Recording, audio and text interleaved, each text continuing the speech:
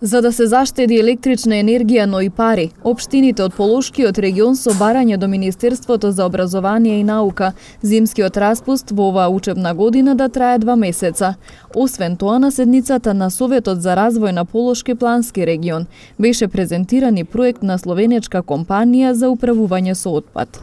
Значи имаме конкретен проект, инвеститор кој сака да влезе во делот на менаџирањето на отпадот и денеска пред општините, членовите на планскиот регион ќе го презентира проектот за да дискутираме понатаму во делот на следните чекори.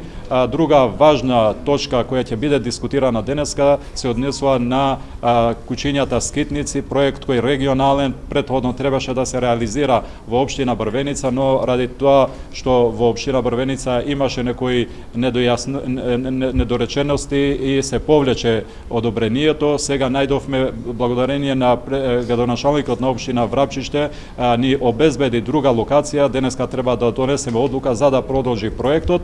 И трета од поважните точки е прашањето во делот на енергетската криза, односно економската криза, која ја очекуваме да биде поголема, особено во зимскиот период. Ќе дискутираме за идејата на градоначалникот на општина Гостивар, господин Таравари, во делот на организирање на школската година. Нашата идеја како општина Гостивар, која што дадовме, ако не се лажам, пред 2-3 недели е, бидејќи сметките за електрична енергија ни доаѓаат 3-4 пати поскапи од колку минатата година. Одлучивме како идеја да ја дадеме зимскиот распуст на децата да трае 2 месеци, тоа декември и јануари, или јануари и февруари, така да децата потоа преку лето да имаат пократок распуст, што значи да учебната година да трае до 30 јуни и да почнат 15 август со новата учебна година. Или друго алтернативно решение, евентуално 3 месеци, декември, јануари, февруари, да се користат наставата онлайн. Ние веќе сме дигитализирани горе-долу, имаме добри искуства во периодот на пандемијата и зошто да не повторно за заштедување на електрична енергија да се одржи наставата онлайн.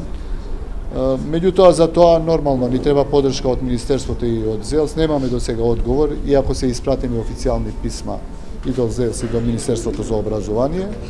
Како и да е, денеска тоа ќе го дискутираме во Полошкиот плански регион.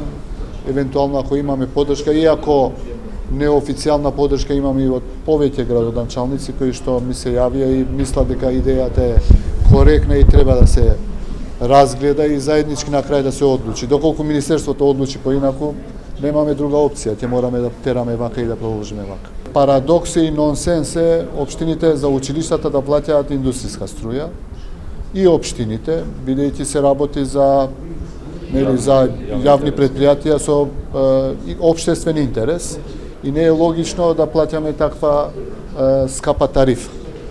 И тоа би требало да се разгледа. Истото е испратено, ви велам, и до Министерството и до ЗЕЛС. Се надевам да имаме позитивен одговор, барем понатаму да плаќаме тарифа како што е за домаќинства.